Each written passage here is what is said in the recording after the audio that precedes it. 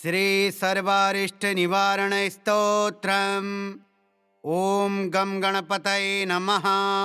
सर्वविघ्न विनाशाय सर्वारिष्ट निवारणाय सर्वसौख्यप्रदाय बालानां बुद्धिप्रदाय नानाप्रकार धनवाहन भूमिप्रदाय मनोवाञ्छितफलप्रदाय रक्षां कुरु कुरु स्वाहा। ओम गुरवे नमः। ओम श्री कृष्णाय नमः। ओम बलभद्राय नमः। ओम श्री रामाय नमः। ओम हनुमते नमः। ओम शिवाय नमः। ओम जगन्नाथाय नमः। ओम बद्रीनारायणाय नमः। ओम श्री दुर्गादेव्यै नमः। ओम सूर्याय नमः। ओम चंद्राय नमः। ओम भौमाय नमः। ओम बुधाय नमः। ओम गुरवे नमः। ओम भृगवे नमः। ओम शनिश्चराय नमः। ओम राहवे नमः। ओम पुच्छानयकाय नमः। ओम नवग्रहरक्षा कुरु कुरु नमः। ओम मन्येवरं हरिहरादय एव दृष्ट्वा द्रष्टेषु येषु हृदयस्थं त्वयं तोषमेते विविक्षते न भवता भूयेन नान्या कश्चिन्मनोहरति नाथ भवान्तरेऽपि। ओम नमो मणिभद्रे जय विजय पराजिते भद्रे लभ्यं कुरु कुरु स्वाहा। ओम भूर्भुवः स्वः तत्सवितुर्वरेण्यं भर्गो देवस्य धीमहि धियो यो नः प्रचोदयात्। सर्वविघ्नं शान्तं कुरु कुरु स्वाहा। ओम ऐं ह्रीं क्लीं श्रीबटुकभैरवाय आपदुद्धारणाय महानिश्यामस्वरूपाय दीर्घारिष्टविनाशाय नानाप्रकारभोगप्रदाय मम सर्वारिष्टं हन हन पच पच हर हर कच कच राजद्वारे जयं कुरु कुरु व्यवहारे लाभं वृद्धिं वृद्धिं रणे शत्रुन् विनाशय विनाशय पूर्णा आयुः कुरु कुरु स्त्री प्राप्तिं कुरु कुरु हुं फट् स्वाहा। ओम नमो भगवते वासुदेवाय नमः। ओम नमो भगवते विश्वमूर्तये नारायणाय श्रीपुरुषोत्तमाय रक्ष रक्ष युग्मदधिकं प्रत्यक्षं परोक्षं वा अजीर्णं पच पच विश्वमूर्तिकान् हन हन एकहनिकं द्वाहनिकं त्राहनिकं चतुर्हनिकं ज्वरं नाशय नाशय चतुरग्निवातान् अष्टादशशयान् रोगान् अष्टादशकुष्ठान् हन हन सर्वदोषं भञ्जय भञ्जय तत्सर्वं नाशय नाशय शोषय शोषय आकर्षय आकर्षय मम शत्रुं मारय मारय उच्चाटय उच्चाटय विद्वेषय विद्वेषय स्तम्भय स्तम्भय निवारय निवारय विघ्नं हन हन दह दह पच पच मथ मथ विध्वंसय विध्वंसय विद्रावय विद्रावय चक्रं गृहीत्वा शीघ्रमागच्छागच्छ चक्रेण हन हन पाविद्यां छेदय छेदय 84 चेटकान् विस्फोटान् नाशय नाशय वातशुष्कदृष्टिसर्प सिंहव्याघ्रद्विपच्चतुष्पद अपरे बाह्यं ताराभिः भव्यन्तरिक्षम् अन्यान्यव्यापि केचित् देशकाल स्थान सर्वान् हन हन विद्युन्मेघनदी पर्वत अष्टव्याधि सर्वस्थानानि रात्रिदिनं चौरान्वशय वशय सर्वोपद्रवनाशनाय परसैन्यं विदारय विदारय परचक्रं निवारय निवारय दह दह रक्षां कुरु कुरु। ओम नमो भगवते ओम नमो नारायणाय हुं फट् स्वाहा ठः ठः ओम ह्रीं ह्रीं ओम ह्रीं क्लीं भुवनेश्वर्याः श्रीं ॐ भैरवाय नमः। हरि ॐ उच्छिष्टदेव्यै नमः। डाकिनी सुमुखी देव्यै महापिशाचिनी ॐ ऐं ठः ठः। ॐ चक्रिण्या अहं रक्षां कुरु कुरु। सर्वव्याधिहरणी देव्यै नमो नमः। सर्वप्रकारबाधा शमनमरिष्टनिवारणं कुरु कुरु फट्। श्रीं ॐ कुब्जिका देव्यै ह्रीं ठः स्वाहा। शीघ्रमरिष्टनिवारणं कुरु कुरु। शाम्बरी क्रीं ठः स्वाहा। शारिका भेदा महामाया पूर्णम् आयुः कुरु। हेमवती मूलं रक्षा कुरु। चामुण्डायै देव्यै शीघ्रं विघ्नं सर्वं वायुकफपित्तं रक्षां कुरु। मन्त्रतन्त्रयन्त्रकवचग्रहपीडा नडतर पूर्वजन्मदोष नडतर। यस्य जन्मदोष नडतर मातृदोष नडतर पितृदोष नडतर। मारणमोहन उच्चाटन वशीकरण स्तंभन उन्मूलनं भूतप्रेत पिशाच जात जादूटोना शमनं कुरु। सन्ति सरस्वत्यै कण्ठिका देव्यै गलविस्फोटकायै विक्षिप्तशमनं महानज्वरक्षयं कुरु स्वाहा। सर्वसामग्रीभोगं सप्तदिवसं देहि देहि रक्षां कुरु। क्षणक्षण अरिष्टनिवारणं दिवसप्रतिदिवसदुःखहरणं मङ्गलकरणं कार्यसिद्धिं कुरु कुरु। हरि ॐ श्रीरामचन्द्राय नमः। हरि ॐ भूर्भुवः स्वः। चन्द्रतारा नवग्रह शेषनागपृथ्वीदेव्यै आकाशस्य सर्वारिष्टं निवारणं कुरु कुरु स्वाहा। ॐ ऐं ह्रीं श्रीं बटुकभैरवाय आपदुद्धारणाय सर्वविघ्ननिवारणाय मम रक्षां कुरु कुरु स्वाहा। ॐ ऐं ह्रीं क्लीं वासुदेवाय नमः। बटुकभैरवाय आपदुद्धारणाय मम रक्षां कुरु कुरु स्वाहा। ॐ ऐं ह्रीं क्लीं वासुदेवाय नमः। बटुकभैरवाय आपदुद्धारणाय मम रक्षां कुरु कुरु स्वाहा। ॐ ऐं ह्रीं क्लीं श्रीविष्णुभगवान् मम अपराधक्षमा कुरु कुरु।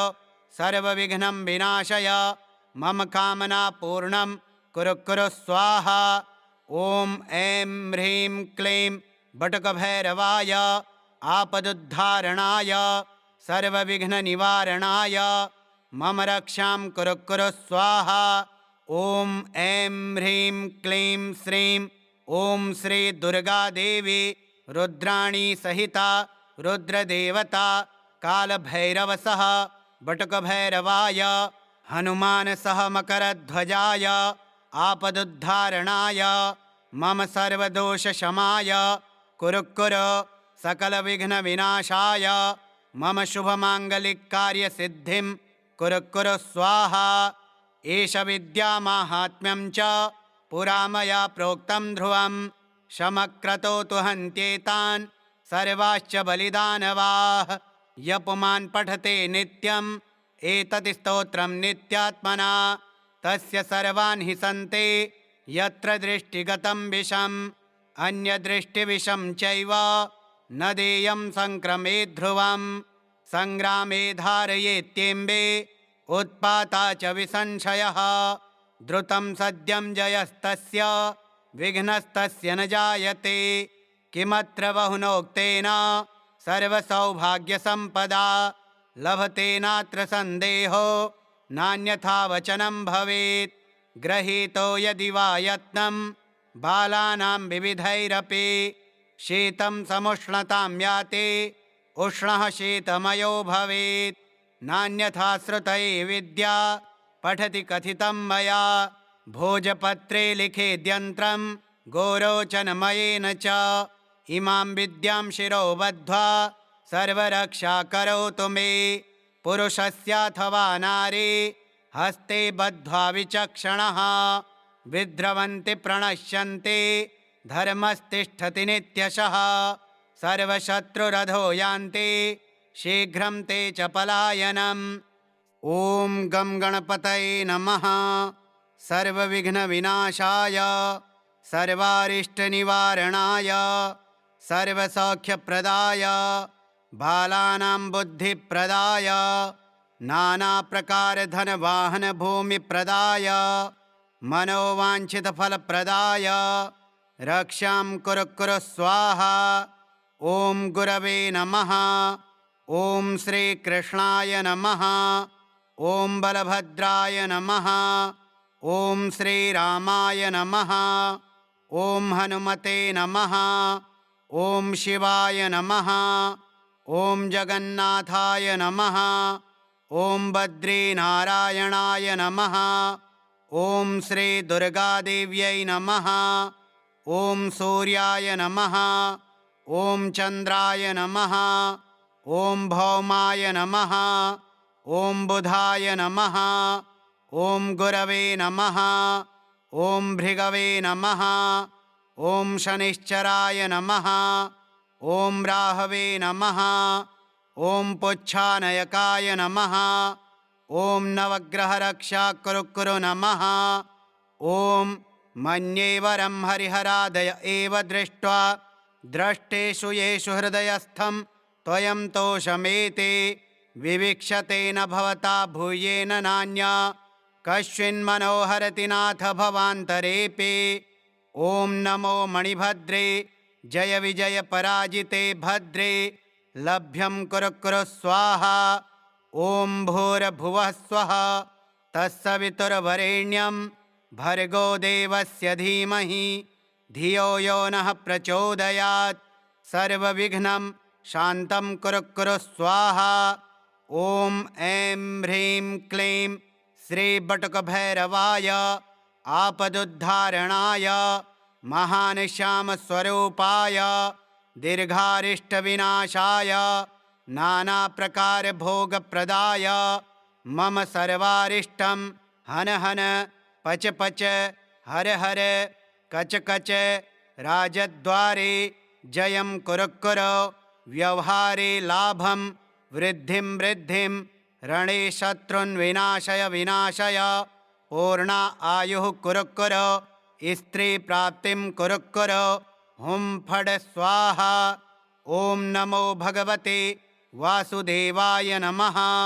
ॐ नमो भगवते विश्वमूर्तये नारायणाय श्रीपुरुषोत्तमाय रक्ष रक्ष युग्मदधिकं प्रत्यक्षं परोक्षं वा अजीर्णं पच पच विश्वमूर्तिकान् हन हन एकहनिकं द्वाहनिकं त्राहनिकं चतुर्हनिकं ज्वरं नाशय नाशय चतुरग्निवातान् अष्टादशशयान् रोगान् अष्टादशकुष्ठान् हन हन सर्वदोषं भञ्जय भञ्जय तत्सर्वं नाशय नाशय शोषय शोषय आकर्षय आकर्षय मम शत्रुं मारय मारय उच्चाटय उच्चाटय विद्वेषय विद्वेषय स्तम्भय स्तम्भय निवारय निवारय विघ्नं हन हन दह दह पच पच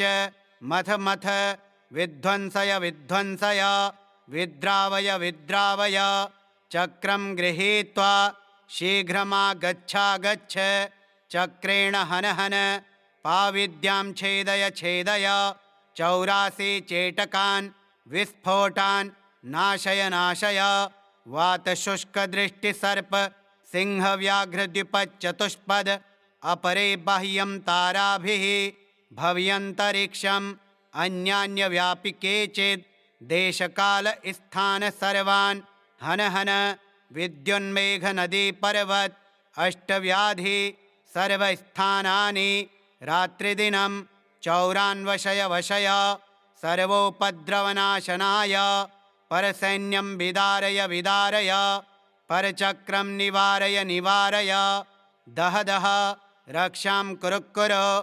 ॐ नमो भगवते ॐ नमो नारायणाय हुं फट् स्वाहा ठः ठः ॐ ह्रीं ह्रीं ॐ ह्रीं क्लीं भुवनेश्वर्याः श्रीं ॐ भैरवाय नमः।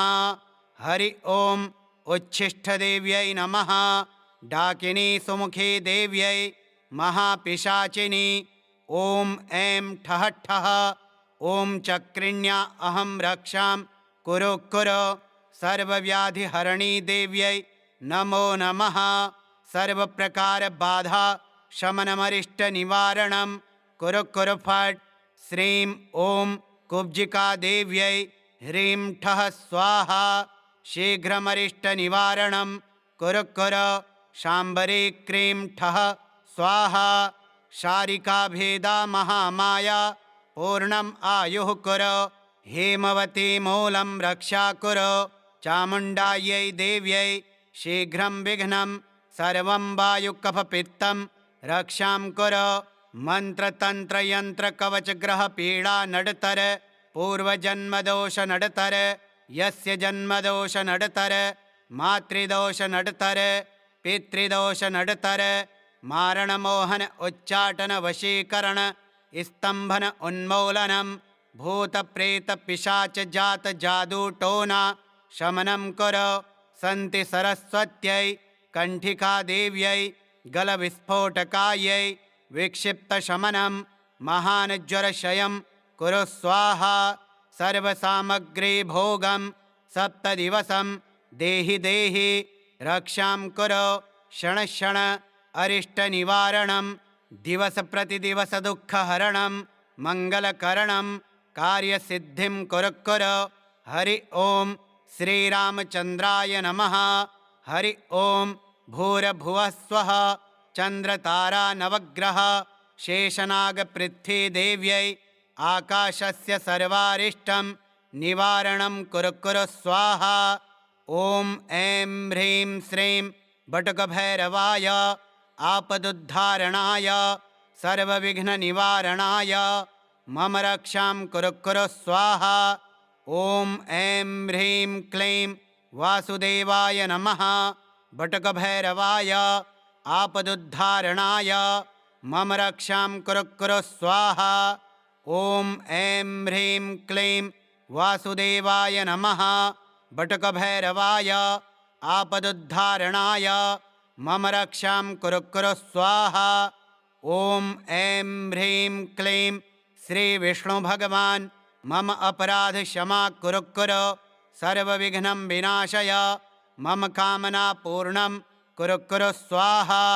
ॐ ऐं ह्रीं क्लीं बटुकभैरवाय आपदुद्धारणाय सर्वविघ्ननिवारणाय मम रक्षां कुरु कुरु स्वाहा।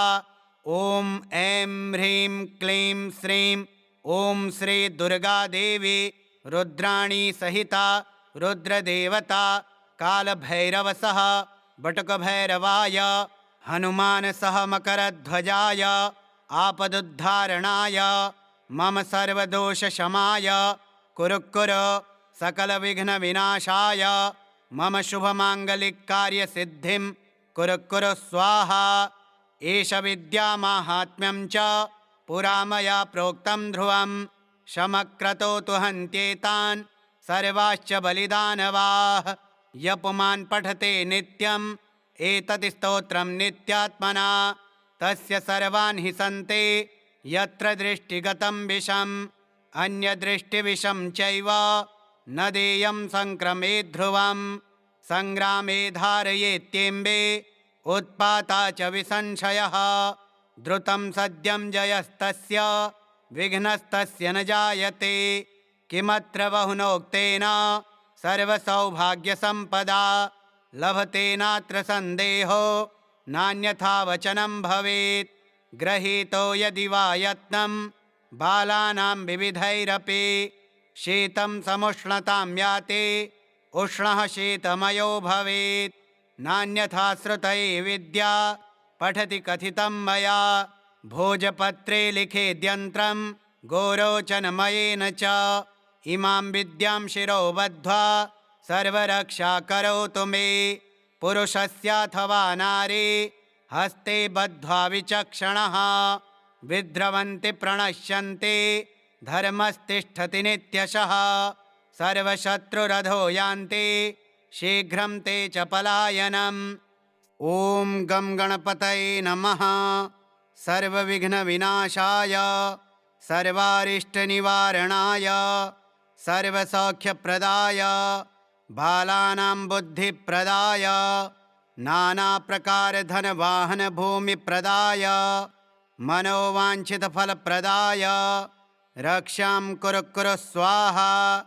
ॐ गुरवे नमः। ॐ श्रीकृष्णाय नमः। ॐ बलभद्राय नमः। ॐ श्रीरामाय नमः। ॐ हनुमते नमः। ॐ शिवाय नमः। ॐ जगन्नाथाय नमः। ॐ बद्रीनारायणाय नमः। ॐ श्रीदुर्गादेव्यै नमः। ॐ सूर्याय नमः। ॐ चन्द्राय नमः। ॐ भौमाय नमः। ॐ बुधाय नमः। ॐ गुरवे नमः। ॐ भृगवे नमः। ॐ शनिश्चराय नमः। ॐ राहवे नमः।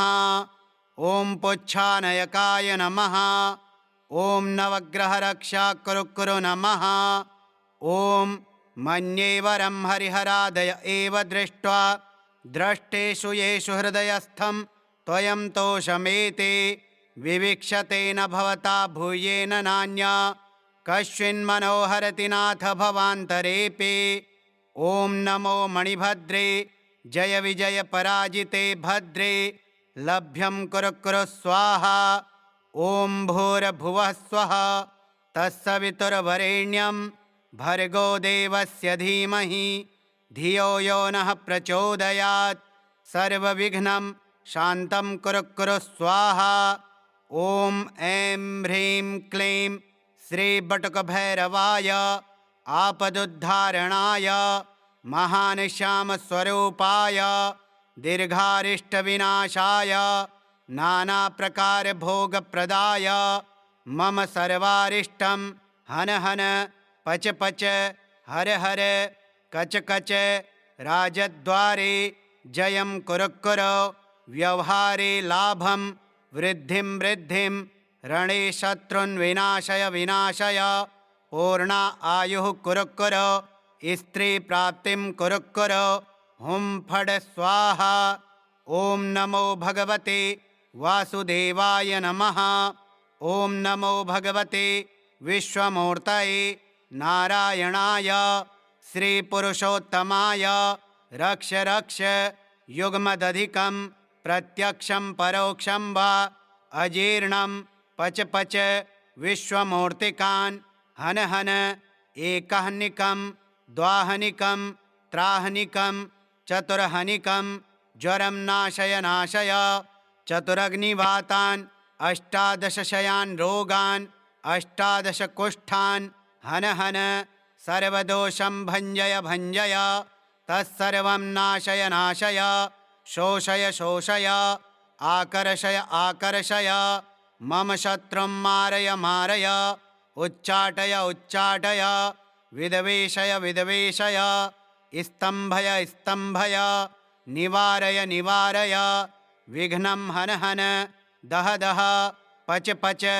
मथ मथ विध्वंसय विध्वंसय विद्रावय विद्रावय चक्रं गृहीत्वा शीघ्रमागच्छागच्छ चक्रेण हन हन पाविद्यां छेदय छेदय 84 चेटकान् विस्फोटान् नाशय नाशय वातशुष्कदृष्टिसर्प सिंहव्याघ्रद्विपच्चतुष्पद अपरे बाह्यं ताराभिः भव्यन्तरिक्षम् अन्यान्यव्यापिके चेत् देशकालस्थान सर्वान् हन हन विद्युन्मेघनदीपर्वत अष्टव्याधि सर्वस्थानानि रात्रिदिनं चौरान्वशय वशय सर्वोपद्रवनाशनाय परसैन्यं विदारय विदारय परचक्रं निवारय निवारय दह दह रक्षां कुरु कुरु। ॐ नमो भगवते ॐ नमो नारायणाय हुं फट् स्वाहा ठः ठः ॐ ह्रीं ह्रीं ॐ ह्रीं क्लीं भुवनेश्वर्याः श्रीं ॐ भैरवाय नमः। हरि ॐ उच्छिष्टदेव्यै नमः। डाकिनी सुमुखी देव्यै महापिशाचिनी ॐ ऐं ठः ठः। ॐ चक्रिण्या अहं रक्षां कुरु कुरु। सर्वव्याधिहरणी देव्यै नमो नमः। सर्वप्रकारबाधा शमनमरिष्टनिवारणं कुरु कुरु फट्। श्रीं ॐ कुब्जिकादेव्यै ह्रीं ठः स्वाहा। शीघ्रमरिष्टनिवारणं कुरु कुरु। शाम्बरी क्रीं ठः स्वाहा। शारिकाभेदा महामाया पूर्णम् आयुः कुरु। हेमवती मूलं रक्षा कुरु। चामुण्डायै देव्यै शीघ्रं विघ्नं सर्वं वायुकफपित्तं रक्षां कुरु। मन्त्रतन्त्रयन्त्रकवचग्रहपीडा नडतर पूर्वजन्मदोष नडतर। यस्य जन्मदोष नडतर मातृदोष नडतर पितृदोष नडतर। मारणमोहन उच्चाटन वशीकरण स्तंभन उन्मूलनं भूतप्रेतपिशाच जात जादूटोना शमनं कुरु। सन्ति सरस्वत्यै कण्ठिकादेव्यै गलविस्फोटकायै विक्षिप्तशमनं महानज्वरशयं कुरु स्वाहा। सर्वसामग्रीभोगं सप्तदिवसं देहि देहि रक्षां कुरु। क्षणक्षण अरिष्टनिवारणं दिवसप्रतिदिवसदुःखहरणं मङ्गलकरणं कार्यसिद्धिं कुरु कुरु। हरि ॐ श्रीरामचन्द्राय नमः। हरि ॐ भूर्भुवः स्वः। चन्द्रतारा नवग्रह शेषनागपृथ्वीदेव्यै आकाशस्य सर्वारिष्टं निवारणं कुरु कुरु स्वाहा। ॐ ऐं ह्रीं श्रीं बटुकभैरवाय आपदुद्धारणाय सर्वविघ्ननिवारणाय मम रक्षां कुरु कुरु स्वाहा। ॐ ऐं ह्रीं क्लीं वासुदेवाय नमः। बटुकभैरवाय आपदुद्धारणाय मम रक्षां कुरु कुरु स्वाहा। ॐ ऐं ह्रीं क्लीं वासुदेवाय नमः। बटुकभैरवाय आपदुद्धारणाय मम रक्षां कुरु कुरु स्वाहा। ॐ ऐं ह्रीं क्लीं श्रीविष्णुभगवान् मम अपराधक्षमा कुरु कुरु। सर्वविघ्नं विनाशय मम कामनापूर्णं कुरु कुरु स्वाहा।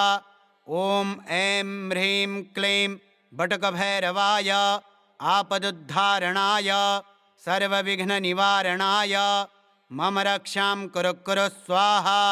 ॐ ऐं ह्रीं क्लीं श्रीं ॐ श्री दुर्गादेवी रुद्राणी सहिता रुद्रदेवता कालभैरवसः बटुकभैरवाय हनुमानसह मकरध्वजाय आपदुद्धारणाय मम सर्वदोषशमाय कुरु कुरु। सकलविघ्नविनाशाय मम शुभमाङ्गलिककार्यसिद्धिं कुरु कुरु स्वाहा। एष विद्यामाहात्म्यं च पुरा मया प्रोक्तं ध्रुवं। शमक्रतो तु हन्त्येतान् सर्वाश्च बलिदानवाः।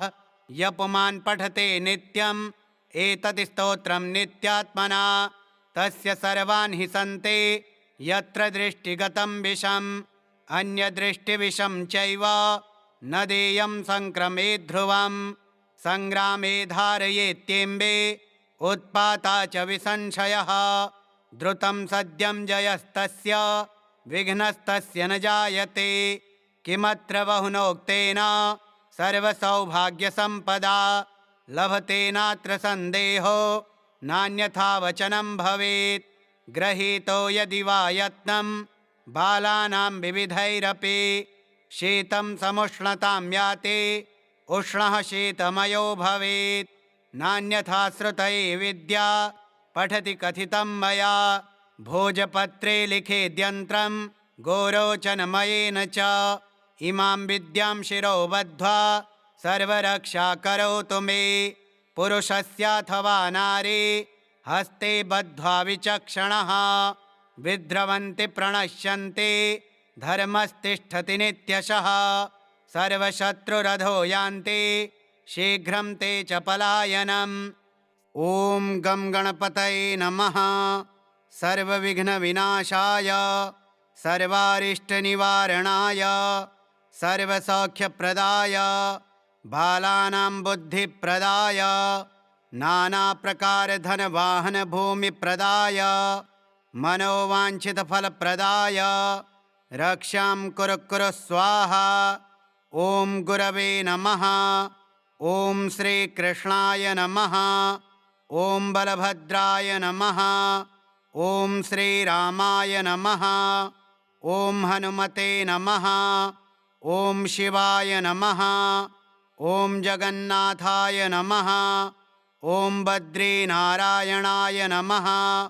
ॐ श्रीदुर्गादेव्यै नमः। ॐ सूर्याय नमः। ॐ चन्द्राय नमः। ॐ भौमाय नमः। ॐ बुधाय नमः। ॐ गुरवे नमः। ॐ भृगवे नमः। ॐ शनिश्चराय नमः। ॐ राहवे नमः। ॐ पुच्छानयकाय नमः। ॐ नवग्रहरक्षाकुरु कुरु नमः। ॐ मन्येवरं हरिहरादय एव दृष्ट्वा द्रष्टेषु येषु हृदयस्थं त्वयं तोषमेति विविक्षतेन भवता भूयेन नान्या कश्चिन्मनोहरति नाथ भवान्तरेऽपि। ॐ नमो मणिभद्रे जय विजय पराजिते भद्रे लभ्यं कुरु कुरु स्वाहा। ॐ भूर्भुवः स्वः तत्सवितुर्वरेण्यं भर्गो देवस्य धीमहि धियो यो नः प्रचोदयात्। सर्वविघ्नं शान्तं कुरु कुरु स्वाहा।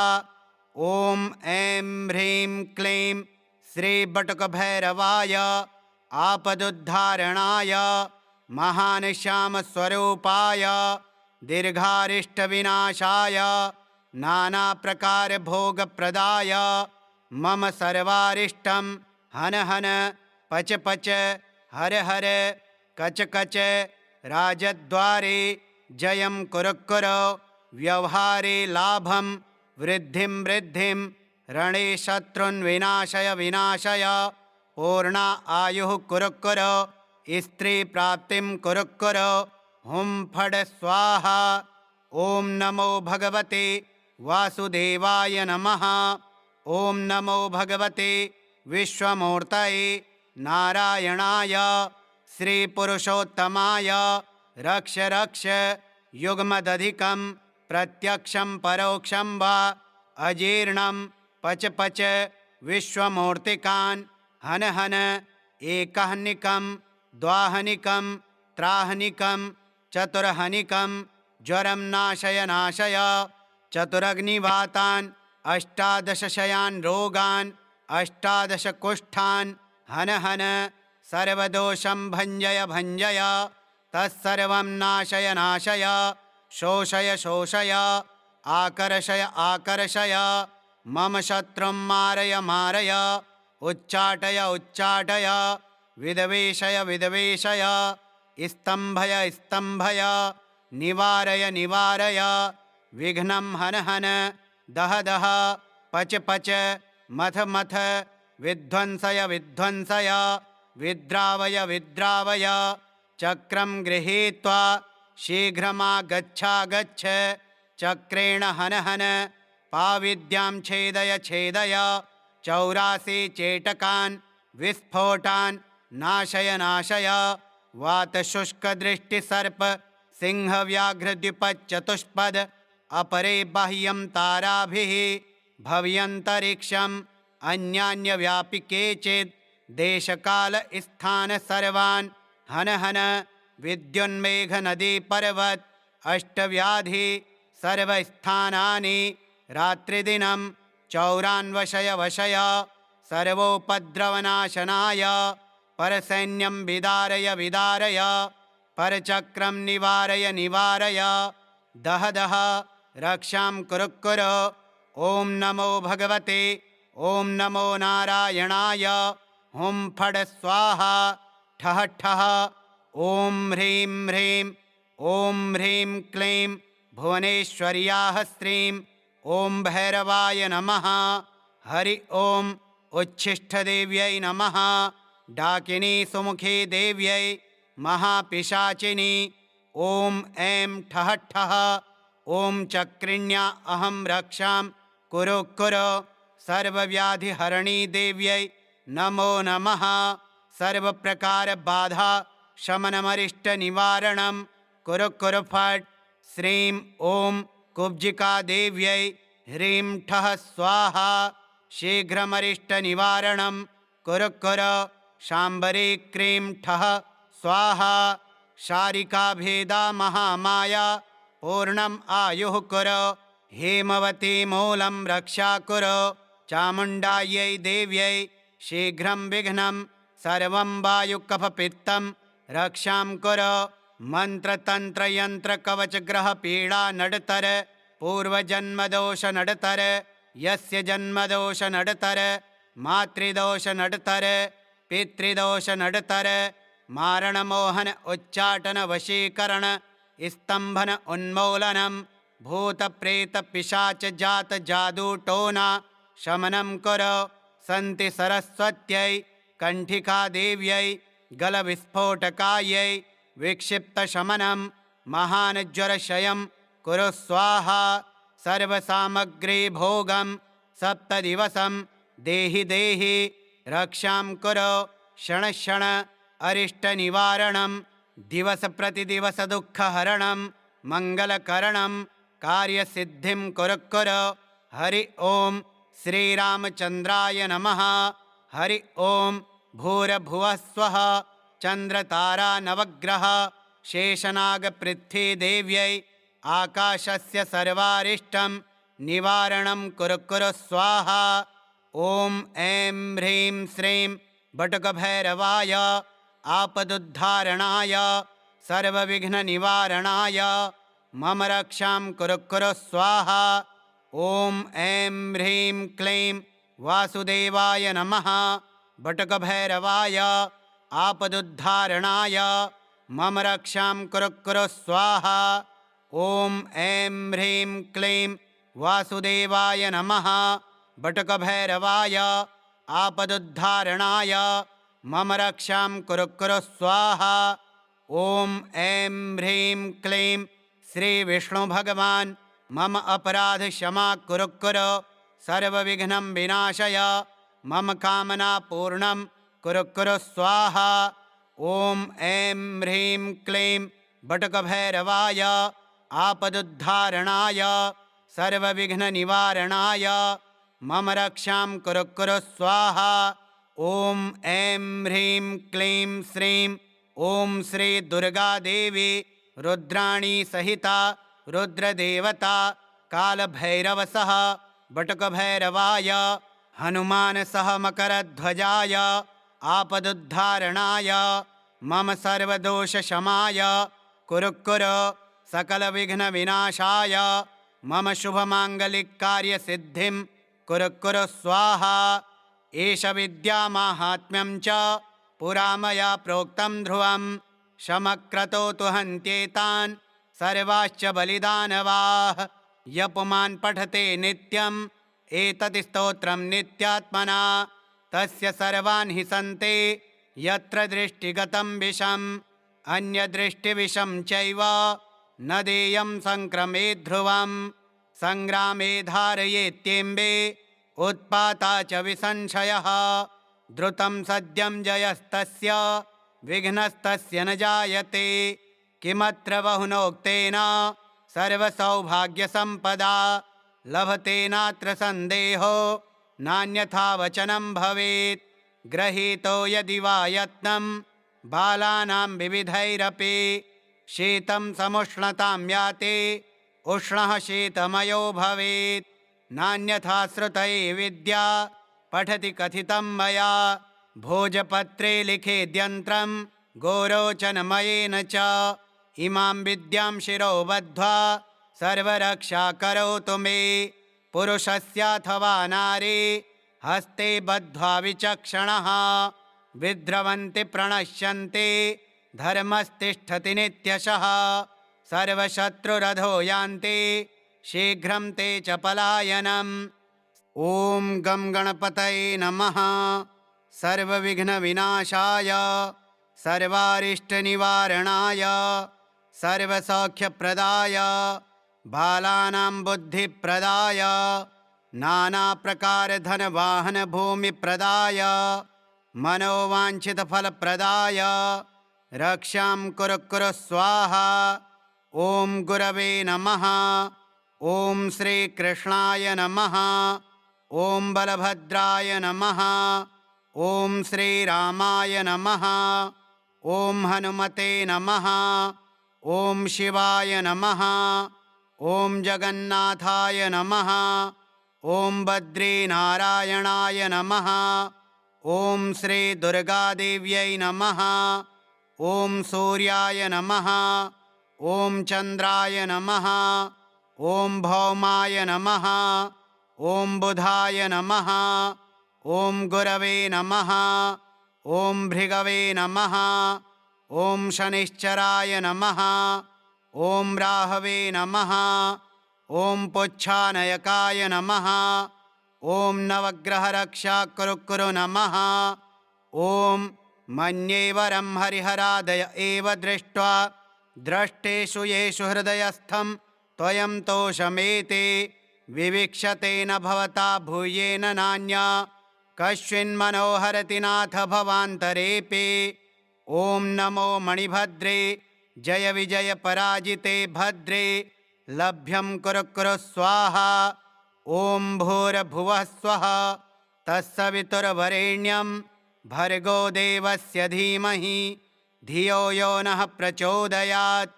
सर्वविघ्नं शान्तं कुरु कुरु स्वाहा। ॐ ऐं ह्रीं क्लीं श्रीबटुकभैरवाय आपदुद्धारणाय महानिश्यामस्वरूपाय दीर्घारिष्टविनाशाय नानाप्रकारभोगप्रदाय मम सर्वारिष्टं हन हन पच पच हर हर कच कच राजद्वारे जयं कुरु कुरु व्यवहारे लाभं वृद्धिं वृद्धिं रणे शत्रुन् विनाशय विनाशय पूर्णा आयुः कुरु कुरु स्त्रीप्राप्तिं कुरु कुरु हुं फट् स्वाहा। ॐ नमो भगवते वासुदेवाय नमः। ॐ नमो भगवते विश्वमूर्तये नारायणाय श्रीपुरुषोत्तमाय रक्ष रक्ष युग्मदधिकं प्रत्यक्षं परोक्षं वा अजीर्णं पच पच विश्वमूर्तिकान् हन हन एकहनिकं द्वाहनिकं त्राहनिकं चतुर्हनिकं ज्वरं नाशय नाशय चतुरग्निवातान् अष्टादशशयान् रोगान् अष्टादशकुष्ठान् हन हन सर्वदोषं भञ्जय भञ्जय तत्सर्वं नाशय नाशय शोषय शोषय आकर्षय आकर्षय मम शत्रुं मारय मारय उच्चाटय उच्चाटय विद्वेषय विद्वेषय स्तम्भय स्तम्भय निवारय निवारय विघ्नं हन हन दह दह पच पच मथ मथ विध्वंसय विध्वंसय विद्रावय विद्रावय चक्रं गृहीत्वा शीघ्रमागच्छागच्छ चक्रेण हन हन पाविद्यां छेदय छेदय 84 चेटकान् विस्फोटान् नाशय नाशय वातशुष्कदृष्टिसर्प सिंहव्याघ्रद्विपच्चतुष्पद अपरे बाह्यं ताराभिः भव्यन्तरिक्षम् अन्यान्यव्यापिके चेत् देशकालस्थान सर्वान् हन हन विद्युन्मेघनदीपर्वत अष्टव्याधि सर्वस्थानानि रात्रिदिनं चौरान्वशय वशय सर्वोपद्रवनाशनाय परसैन्यं विदारय विदारय परचक्रं निवारय निवारय दह दह रक्षां कुरु कुरु। ॐ नमो भगवते ॐ नमो नारायणाय हुं फट् स्वाहा ठः ठः ॐ ह्रीं ह्रीं ॐ ह्रीं क्लीं भुवनेश्वर्याः श्रीं ॐ भैरवाय नमः। हरि ॐ उच्छिष्टदेव्यै नमः। डाकिनी सुमुखी देव्यै महापिशाचिनी ॐ ऐं ठः ठः। ॐ चक्रिण्या अहं रक्षां कुरु कुरु। सर्वव्याधिहरणी देव्यै नमो नमः। सर्वप्रकारबाधा शमनमरिष्टनिवारणं कुरु कुरु फट्। श्रीं ॐ कुब्जिकादेव्यै ह्रीं ठः स्वाहा। शीघ्रमरिष्टनिवारणं कुरु कुरु।